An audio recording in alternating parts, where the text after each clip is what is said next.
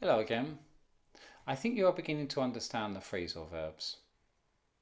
Not only that, but maybe you are beginning to like the phrasal verbs. You are beginning to understand how useful they are for giving a message with just one verb and one preposition, that you can say specifically what you want to say. Okay, let's have a look at this example. We have a conversation between a grandson and his grandfather. The grandson is in the attic, okay? And the grandfather is downstairs. So let's try to follow the example. Try to follow the questions. Remember to stop the video and to think about the answer before I give you. Okay, are we ready?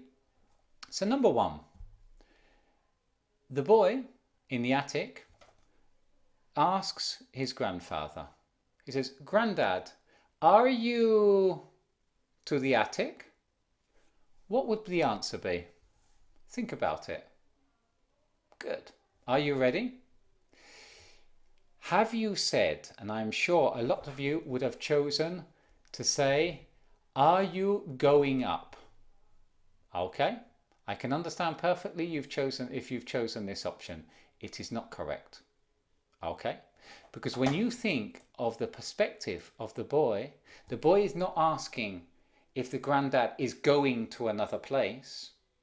The boy is asking if the granddad is coming to him, coming towards him.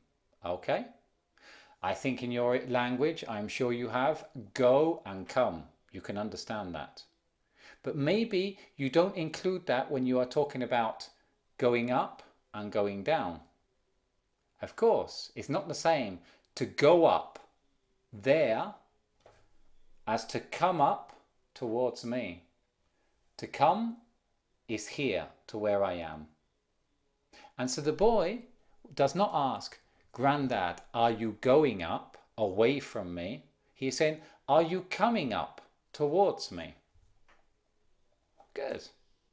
So the grandfather says, "No, you should," and the grandfather, what he wants is for the boy to think about it.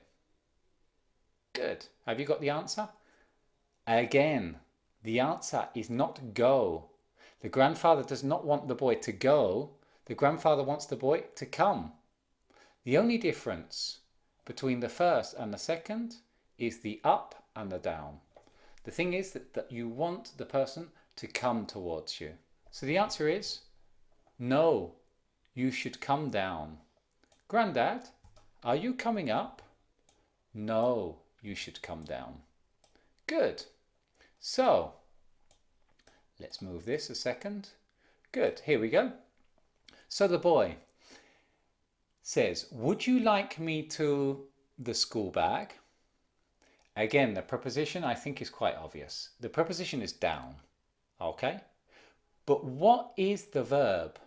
The verb is different because now we are talking about the school bag, the school bag. So, would you like me to go down with the school bag? Correct, grammatically it's okay, but it's not what an English speaker would say, okay? The verb is not go nor come. It is referring to the school bag. Do you have the answer? I will give it to you. There are two options. Would you like me to carry the school bag down? This is an option. I think most people would say, "Would you like me to take the school bag down?" Okay. I'm sure many of you have said, "Take down the school bag." This is okay. It is not incorrect. It's okay. But it is more common to say, "To take the school bag down." Would you like me to take the school bag down? To take.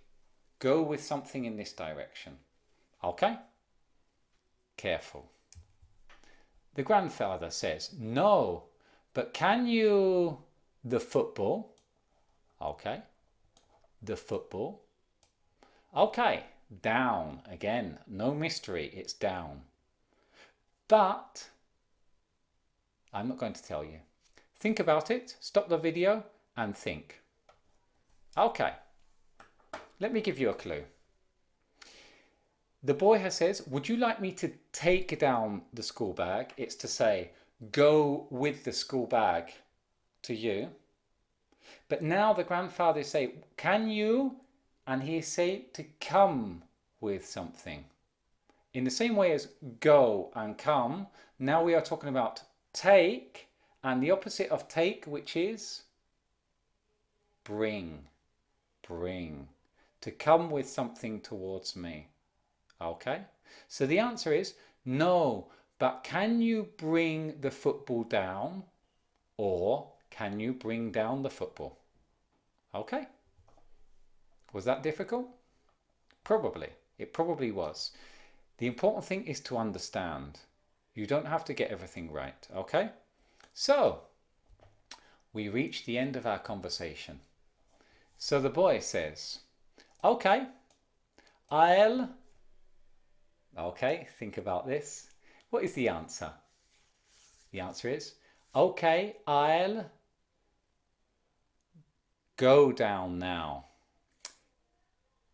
Now, other people could say, it's very common to say in English, I'll come down now, where you put yourself in the place of the other person. Okay, this is correct.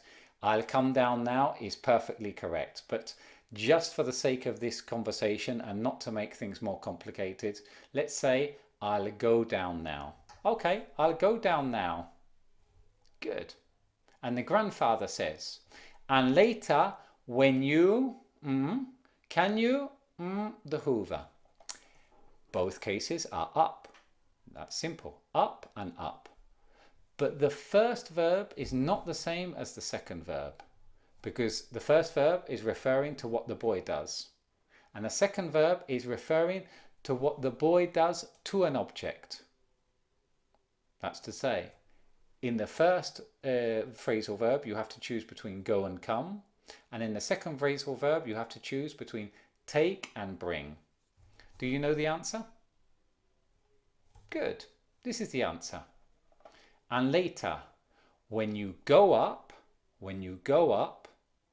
or if you want to be very clever, you can say when you go back up, back, do you remember the meaning of back? Here we are. So you can combine prepositions. When you go back up, or if you prefer to be a little bit simpler at the moment, when you go up, can you not bring now, because it's not towards him, it's away from him. So it will be, can you take up the Hoover?